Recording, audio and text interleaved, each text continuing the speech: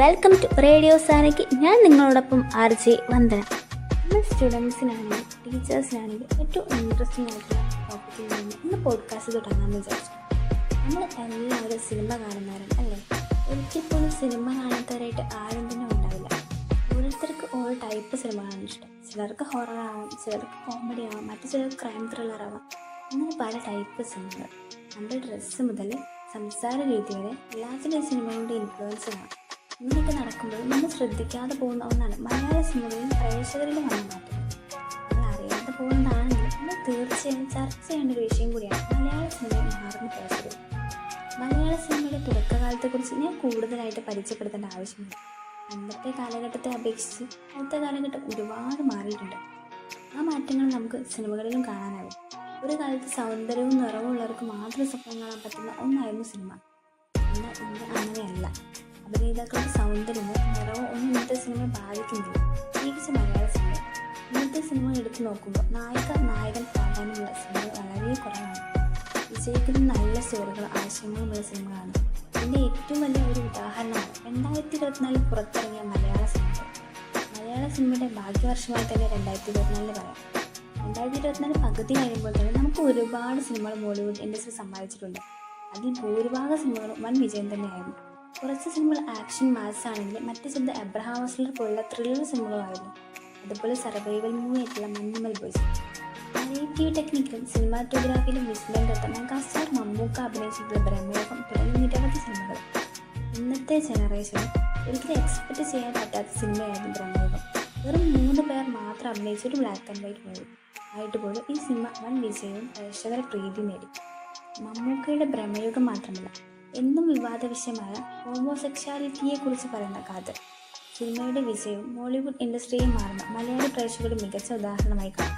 കാതൽ സിനിമയിൽ ഹോമോസെക്ഷാലിറ്റി ക്യാരക്ടറെ അഭിനയിച്ച മമ്മൂക്കയുടെ പ്രകടനവും എടുത്തു പറയേണ്ടതാണ്. ഇന്ത്യൻ സിനിമാ താരങ്ങൾ വരെ പറഞ്ഞിട്ടുണ്ട് ഈ ഒരു കഥാപാത്രം ചെയ്യാൻ തങ്ങൾ തയ്യാറായിരുന്നു. അങ്ങനെയുള്ളപ്പോഴാണ് മമ്മൂക്ക ഈ കഥാപാത്രം വളരെ സിമ്പിളായിരുന്നു അവതരിപ്പിക്കുന്നത്. അതുപോലെ മറ്റൊരു അൺഎക്സ്പെക്റ്റഡ് വിജയമായിരുന്നു പോകുന്നത്. ഒരു കൂട്ടം ചെറുപ്പക്കാർ ചേർന്ന് ഇറക്കിയ പടമായിട്ടാണ്. വർഷങ്ങളോളം എക്സ്പീരിയൻസ് ഉള്ള ഡയറക്ടർമാരോ മ്യൂസിക് ഡയറക്ടറോ അഭിനേതാക്കളോ ഈ സിനിമയിൽ ഇല്ലാഞ്ഞിട്ട് പോയി. 150 കോടിയോളം കളക്ഷൻ നേടി ഈ സിനിമ വൻ വിജയമായി. മാത്രമല്ല തെലുങ്ക്, തമിഴ്, കന്നഡ പ്രേക്ഷകരിലും ഈ സിനിമ ഏറ്റെടുത്തു. ഇന്റലിജന്റ് സംവിധായകരോ വൻ താരനിരകളോ ഒന്നുമില്ലെങ്കിൽ മലയാള സിനിമയ്ക്ക് പ്രേക്ഷകരുണ്ടായിരുന്നു. കൂടാതെ കാലത്തിനൊപ്പം മാറുന്നവരാണ് മലയാളി പ്രേക്ഷകരെന്ന് ഈ സിനിമ കാണിച്ചിട്ടുണ്ട്. മാറുന്ന മലയാളികളെ കുറിച്ച് പറയുമ്പോൾ നമുക്ക് പറയാൻ കഴിയുന്ന മികച്ച ഉദാഹരണമാണ് അതിജീവനത്തിൻ്റെ കഥ പറഞ്ഞ ആടുജീവിതം. ദീക, നിങ്ങൾക്ക് ആടുജീവിതത്തെക്കുറിച്ച് കൂടുതലായിട്ട് എന്തെങ്കിലും പറയാനുണ്ടോ? ഹായ് ഫ്രണ്ട്സ്, ഞാൻ നിങ്ങളുടെ സ്വന്തം അർച്ചേതിക.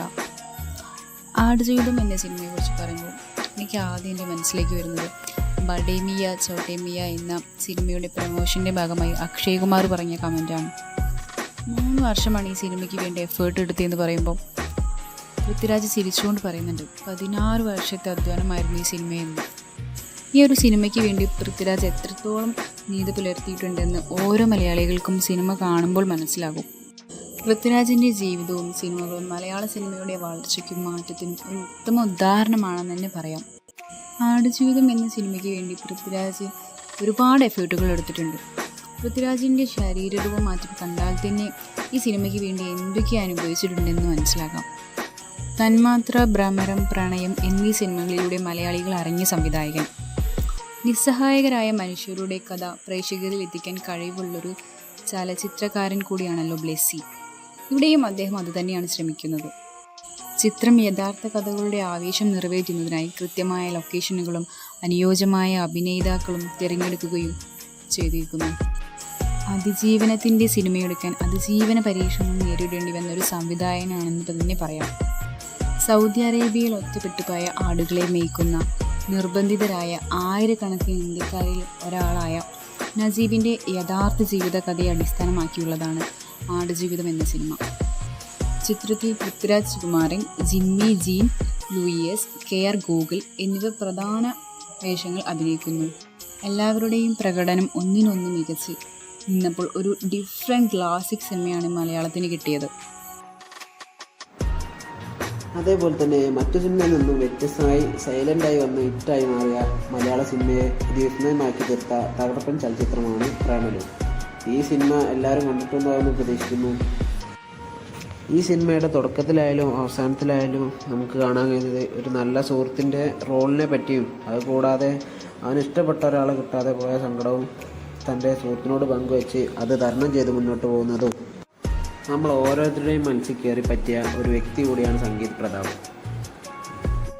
ഇതൊക്കെ കൂടാതെ എനിക്ക് പറയാനുള്ളതെന്ന് വെച്ചാൽ മലയാള സിനിമയിൽ എൻ്റെ മനസ്സിൽ കയറി ഇടം പിടിച്ച റൊമാൻറ്റിക് ചലച്ചിത്രവും എന്നെ സംബന്ധിച്ചിടത്തോളം എനിക്ക് ഫീലായൊരു പടം കൂടിയാണ് പ്രേമലു. എൻ്റെ ജീവിതത്തിൽ ഞാൻ അനുഭവിച്ചിട്ടുള്ള പല കാര്യങ്ങളായിട്ട് നല്ല സാമ്യമുണ്ട് ഈ സിനിമയിലെ ഓരോ ഭാഗത്തിലും. സിനിമയുടെ അവസാന ഭാഗം കണ്ട എൻ്റെ കണ്ണ് നിറഞ്ഞു. മമിതയ്ക്ക് നെസ്ലിനെ ഇഷ്ടമാണെന്ന് പറഞ്ഞ മുതൽ അവൻ്റെ ജീവിതം തന്നെ മാറി മറിയുകയാണ് മക്കളെ. ഇതൊന്ന് ആസ്വദിച്ച് കാണുന്നതും അതൊരു വല്ലാത്ത ഫീലിംഗാണ്. അതുകൂടാതെ തന്നെ സർപ്രൈസ് ആയിട്ടാണ് കേട്ടോ ഈ ഭാഗം കടന്നു വരുന്നത്. ഒരു പ്രധാന കാര്യം കൂടെ നിങ്ങൾക്കറിയോ?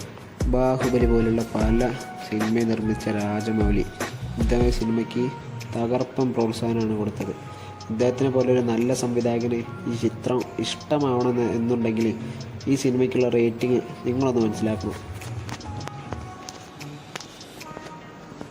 ഇത്ര എൻ്റർടൈൻമെൻ്റ് ആക്കി എടുക്കണം എന്നുണ്ടെങ്കിൽ അത് മലയാള സിനിമയ്ക്ക് തന്നെ കഴിയുള്ളൂ.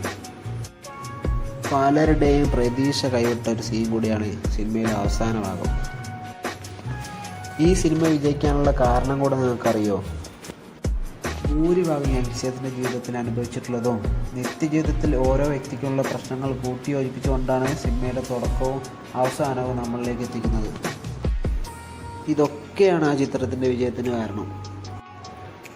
മലയാള സിനിമയ്ക്ക് വലിയ പ്രോത്സാഹനമാക്കുന്നത് ഇതേപോലുള്ള കോമഡി റൊമാൻറ്റിക് പടങ്ങളാണ്. യങ്സ്റ്റേഴ്സിനെ എങ്ങനെയെല്ലാം ആകർഷിക്കുക എന്നുള്ള രീതിയിലാണ് ഇന്ന് മലയാള സിനിമയുടെ പോക്ക്. ഇതേ ആവേശത്തോടെ കാത്തിരിക്കുന്ന ഒരാൾക്ക് ഞാൻ മൈക്ക് കൈമാറാം. ഹലോ, ഞാൻ ആദ്യഹാൻ. എനിക്കിതൊന്നല്ല പറയാനുള്ളത്. ഞാൻ ഈയിടെ സോഷ്യൽ മീഡിയ കണ്ട ഒരു ന്യൂസാണ്. ഇന്ത്യൻ ആക്ടറും ഡയറക്ടറുമായ അനുരാഗ് കശ്യപ് പ്രമേയത്തെക്കുറിച്ച് പറഞ്ഞതാണ്. അദ്ദേഹത്തിന് അസൂയ തോന്നുന്നത്ര പ്രമേയുഗം പോലെയുള്ളൊരു ബ്ലാക്ക് ആൻഡ് വൈറ്റ് മൂവി മലയാളികൾ ഏറ്റെടുത്ത് ആലോചിച്ചിട്ട്.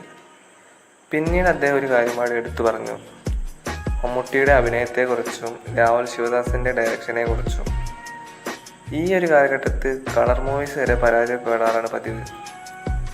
അതിനിടയിലൂടെയാണ് രാഹുൽ ശിവദാസൻ എന്ന ഡയറക്ടർ കേരളത്തിലെ മികച്ച നടനായ മമ്മൂട്ടിയെ വെച്ച് ഇങ്ങനൊരു പടം അഭിനയിപ്പിച്ചത്.